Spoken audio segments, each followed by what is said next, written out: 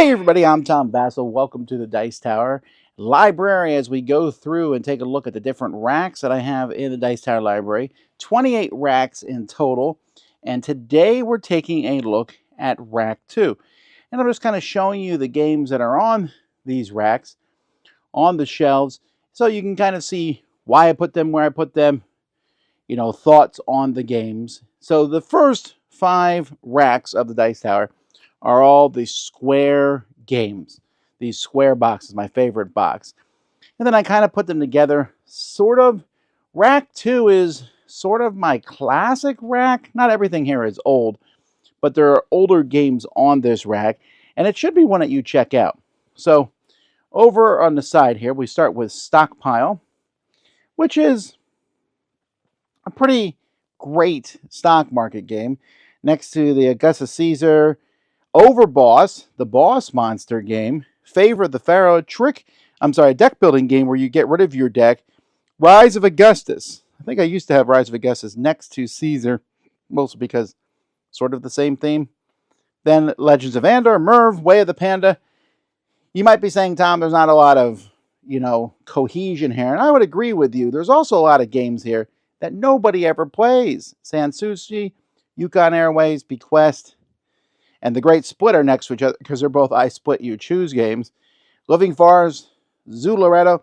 Poseidon's Kingdom is one. If you come to one of my conventions, you should definitely check that game out. It's such a weird game with a dice wave where you knock dice onto the floor. All right, moving up here. So Shelf 2 has a lot of Stonemaier games on it. Not the Wingspan stuff, that's on a different shelf, but starting with Charterstone, which is a legacy game of sorts, but this is a specific game I built. You can play the whole game of Charterstone, and it's a lot of fun, actually. Tapestry, 2 copies of Viticulture. One is the quote-unquote essential, and the other has all the expansion stuff in it. Euphoria, which has really seemed to have fallen off the radar of Stonemaier. Libertalia, Red Rising, Apiary, and then that's it for the Stonemaier games. Specialists, Via Nebula, Dragon Castle, Civilization, and Letters from Whitechapel. Sid Meier's Civ got a lot of good reviews, but again, it's kind of one of those games that people don't talk about as much anymore.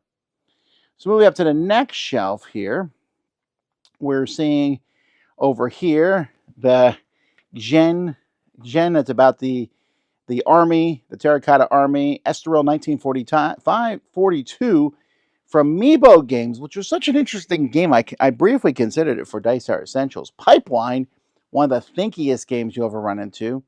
Decorum, Guardlings. So Guardlings, this one here is a really interesting game. It's one that you should hunt down when you come. If you like Quacks of Quedlinburg, this is kind of a follow-up to that.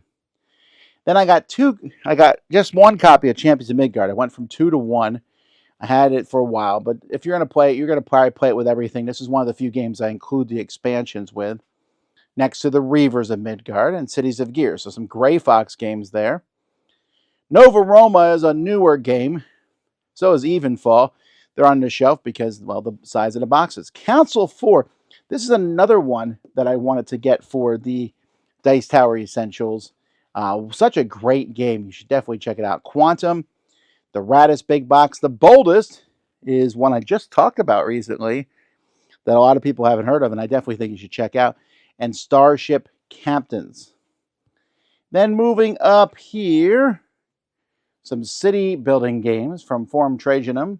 That's about building back in Roman times. To Neom, building tomorrow. To New York, 1901, building a city there. To Tiny Towns. To Rolling Heights. Some AEG games here, the Guild of Merchant Explorers and Ecos, both great games. Then Millie Fury and Inuit. Inuit's one of those games that I really think a lot of people have not tried out, but it plays so differently than most other games. Mission Red Planet. Then we have the La Botte de Joux games, Netatanka, Daimyo, and Outlive. Outlive is the one Mike talks about all the time, but the other 2 might interest people too. Next to the new copy of Shipyard from Delicious Games, and then Maglev Metro from Bezier's hiding there in the corner. I should probably move that next to the Whistle Stop and Whistle Mountain games. All right, then the top shelf. These are the classics. These are the games many of these games you probably have heard of and not have played. So Jorvik is a reprint of an older game, but it is an excellent auction-style game. Amun-Re, of course, one of Knizia's greatest.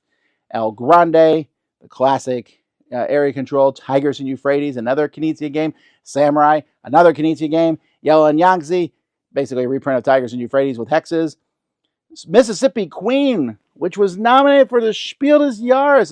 It's a racing game, but you're racing steamboats. Taj Mahal, I don't really like it, but I know a lot of people do.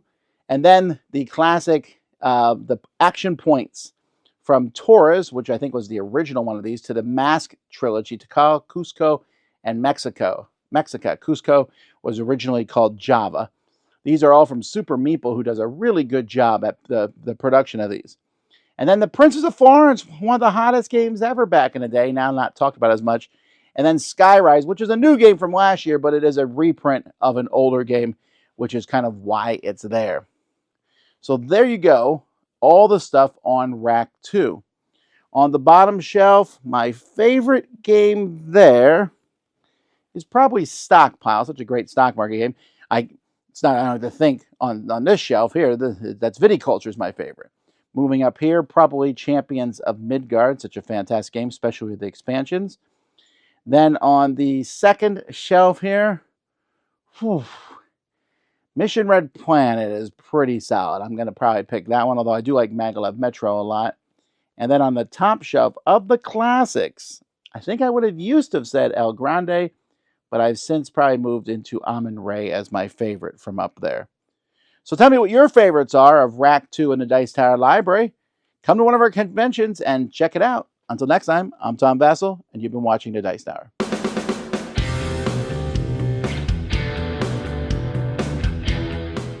Hey folks, thanks for watching another one of our videos. If you like our videos, if you like our channel, you would love to game with us at one of our conventions. Check out Dice Tower Cruise, Dice Tower East, and Dice Tower West.